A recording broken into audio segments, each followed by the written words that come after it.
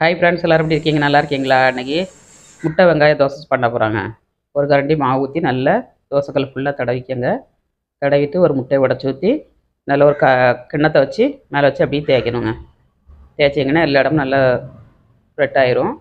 அப்புறமா நம்ம வெங்காயம், சில்லி ஃப்ளேக்ஸ், உப்பு, மல்லித்தழை எல்லாம் ஆட் பண்ணி பெரட்டி போட்டு சாப்பிட்டோன்னா அவ்வளோ ஒரு டேஸ்ட்டாக இருக்குங்க. நெய் ஆட் பண்ணிக்கோங்க, இல்லைன்னா எண்ணெய் ஆட் பண்ணிக்கோங்க. சூப்பராக இருக்கும். தோசை யாருக்கெல்லாம் பிடிக்கணும் கமெண்ட்ஸ் பண்ணுங்கள், லைக் பண்ணுங்கள். பிரேக்ஃபாஸ்ட்டுக்கு, ஈவினிங்கில் ஸ்நாக்ஸ்க்கு, நைட்டு டின்னருக்கு பண்ணி சாப்பிட்டேன்னா அவ்வளோ ஒரு டேஸ்ட்டாக இருக்கும். ஸ்கூல் குழந்தைகளுக்கு இந்த மாதிரி பண்ணி கொடுங்க, விரும்பி சாப்பிடுவாங்கங்க.